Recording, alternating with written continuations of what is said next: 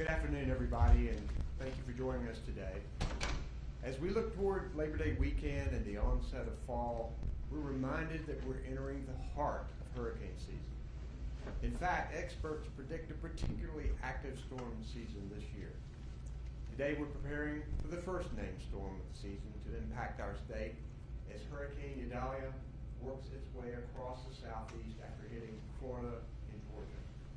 Our response teams here in the Emergency Operations Center are tracking the storm and preparing around the clock. About an hour ago, I spoke with President Biden, and yesterday evening, I spoke with FEMA Administrator Criswell. It's important for us to coordinate with our federal partners at times like this. We're hoping for the best and preparing for the worst. On Monday, I declared a state of emergency.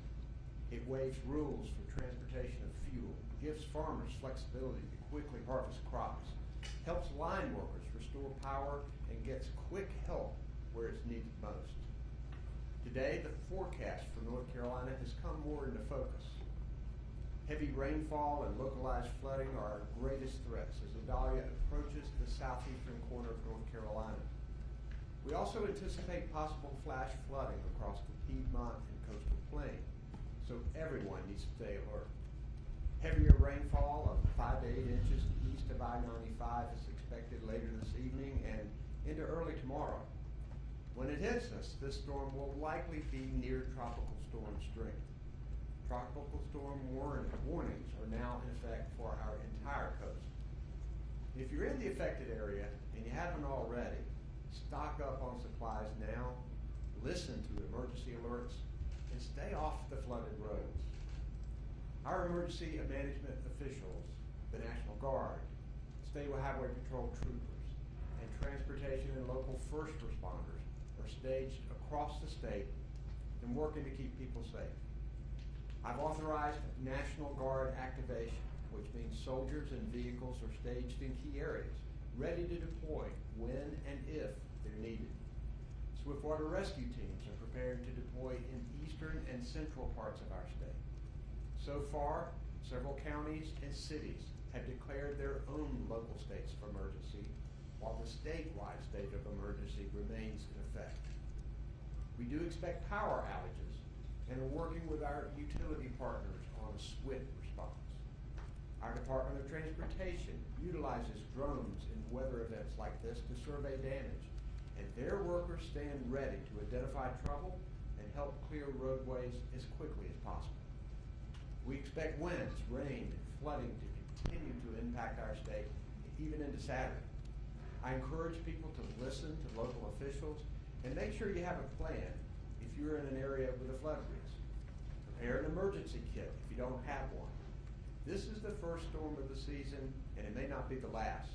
So go to readync.gov to learn more about it. Today I'm joined up here by Emergency Management Director Will Ray, our Public Safety Secretary Eddie Buffalo, our Transportation Secretary Eric Boyette, the Adjutant General of the North Carolina National Guard Todd Hunt, Colonel Freddie Johnson, the Commander of the North Carolina State Highway Patrol, Emergency Management Assistant Director for Planning Katie Webster. Our American Sign Language interpreters are Karen Magoon, Jeff Greer, and Mark Lineberger. And behind the scenes, as always, our Spanish language interpreters, Jackie Mativier and Erica Kugler. At this time, I'll ask Director Ray for his update. Thank you, Governor Cooper. Good afternoon, everyone. On Monday of this week, the State Emergency Response Center moved to an enhanced watch. This morning, we fully activated the State Emergency Response Team here in Raleigh and at our regional coordination centers in Kinston and Burlington. We will remain in 24-hour operations until the threat from Hurricane Idalia has passed. Our concerns for this event are widespread heavy rains with localized flash flooding and moderate riverine and coastal flooding, along with increased tornado and severe weather threat. The emergency operations centers in Duplin, New Hanover, Onslow, and Pender counties have all been activated, and many others are monitoring the storm and impacts in their counties. Columbus County has declared a local state of emergency in addition to a number of other jurisdictions. Staff from North Carolina Emergency Management are working alongside our key government, private sector, and nonprofit and volunteer partners that make up the State Emergency response team. We are closely monitoring Idalia's progress and coordinating with our local emergency management partners to make sure counties have the resources they need to respond to the impacts of this storm. In addition to the resources our local jurisdictions are activating to support response operations, we have moved a number of resources into position today to support areas that could be significantly impacted. We have 7 swiftwater rescue teams, which equates to 16 boat crews that are staged in multiple locations across the eastern and central parts of the state and ready to move quickly to areas where they could be needed. Likewise, resources from the North Carolina National Guard, including about 130 personnel with over 60 vehicles that can move through high water, are staged and ready to deploy quickly from Kinston, Elizabethtown, Rockingham, and Lillington. Brunswick, Northampton, and Terrell Public Schools will or have already released early today.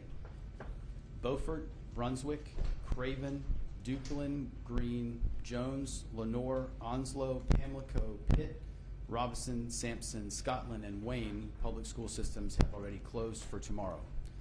Bladen, Carteret, Columbus, Dare, Harnett, Polk, Hyde, both mainland and Ocracoke, New Hanover, Pender, and Terrell will be remote or asynchronous tomorrow as well. In addition to the preparedness steps Governor Cooper mentioned, make sure you pay close attention to your local weather forecast and have multiple ways to receive weather alerts and warnings. Follow any directions that may be issued by your local government officials. Be prepared for the possibility of power outages and flash flooding, and remember to avoid driving on flooded roads. Turn around, don't drown. If you have yard waste on your curb, move that away from the street so it does not wash away and clog storm drains. That could cause or worsen flash flooding in your neighborhood. If your power goes out, be prepared with battery-powered light sources. Avoid using candles and never use a generator or grill inside your home or garage. Generators and grills create deadly carbon monoxide fumes.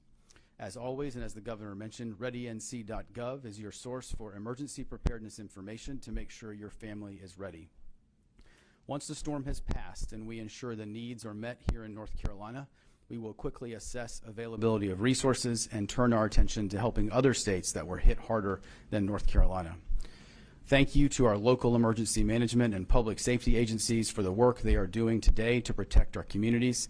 The State Emergency Response Team stands ready to support the 10.6 million North Carolinians and visitors. Finally, here in North Carolina, we utilize a whole-of-community approach, and each of you are an important part of that. Remember to take care of yourselves and your community, especially those friends and neighbors who may be vulnerable or need assistance. Thank you, Governor. Okay, for the reporters in the room, if you can approach the microphones on the side if you have questions, and then if any reporters have called in, we'll go to those. Yes, sir. Governor Josh Chapin here, ABC 11. Is it fair to say that you're focused less on the Triangle and the Raleigh-Durham area? You mentioned east of I-95, so maybe you could be more specific. And we see some of the school closures there, so is it fair to say that it's not Triangle focused? One of the things people need to remember, you see this cone of influence, so to speak, of the hurricane. You can still feel effects way outside of that zone, so we do expect rain here in the Triangle, but we think most of the heavier rains will be east of I-95 and along our coast. We do have tropical storm warnings all up and down the coast. We're concerned about the potential for storm surge, and always we want to keep an eye out on flash flooding and potentially riverine flooding. We don't know about that yet. This storm is moving faster than people had anticipated. That means we're going to get some stronger winds than we thought we were going to get, but maybe less rain. Yes. Dawn Bonner with the News and Observer. You mentioned about hoping for the best, preparing for the worst. What of the past hurricane seasons here, the lessons that you've taken as far as being ready for what we know is coming and what could be, days out as far as flooding or anything else? Yeah, I think we've learned something from every storm. And in fact, we learned that we needed more information about our rivers and where they were in potential flooding stage. And so we've put in the Feynman system that allows us to continue to monitor where our rivers are so that local officials can provide information and warnings and evacuations to people that may live on the river and may be in danger of flooding. We've learned a lot about what we need to do with our transportation system and getting our roads open as quickly as possible. I think North Carolina's experience in this area has shown us that coordination is most important. And I think across the country, people will look at our Emergency Operations Center. People come from all over the country to look at how we operate here, because not only do we have local, state, and federal officials here, we have our utilities, we have our medical people, we have our private nonprofit organizations, we have our volunteer groups. They're all here working in a coordinated effort, trying to cover gaps and making sure the people of North Carolina are protected and that we can recover as quickly as possible. Any other questions in the room? Do we have any online? Okay. Yes. Our first question on the phone is from Kenny Beck with WXII 12 News. Kenny, go ahead. Hi, Governor. Thanks for taking my call. Generally speaking, not Idalia specific, given how warm this summer has been and how warm the Atlantic and the Gulf both are right now, are you more concerned about the remainder of hurricane season and its potential impact on our state? Are you more concerned about 2023 than you have been in years past, or is it about the same? Well, first, we cannot lose focus on what is coming at us. So that's our first order of business, making sure that we are ready for this storm. But I don't think there's any question that with the predictions of a greater than average storm year, that we need to be ready and understand that these storms can come at us anyway. And so we really want people to prepare their homes, have that emergency kit, have that evacuation plan. These are things that you can do now, even if you're in the triad like you and don't expect a whole lot from this storm. Getting ready for the next one, I think, is really important for people to do. And as a state, as we look forward to what is happening across the planet, the effects of climate change, we know these storms are going to be more ferocious. It's really important for us to become as resilient as we possibly can when we build and repair, and making sure that we are ready for the years ahead. Next. We have a question from Sam Walker at WOBX. Sam Walker, go ahead. Thanks, Governor. Just some words for our visitors that are here, with this being the final week before Labor Day, not only here on the Outer Banks, but all up and down the North Carolina coast. A few words for them, what they should expect, what they should be ready for. Yeah, well, we love our tourists in North Carolina. We know they come from certainly all over the country and even all over the world for our beautiful beaches. Though they are here, they need to be careful. We are not aware of any evacuation orders that local officials are giving. But when you do have tropical storm warnings, it's important to try to stay inside and stay off of the road for the period of time that the bad weather is here, and just batten down the hatches for a little while. You know, hopefully that if we get through this, they can still have a weekend that will be positive.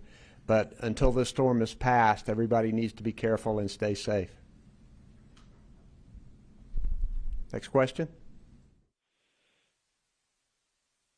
Okay. Thank you all for coming. Stay safe out there, everybody.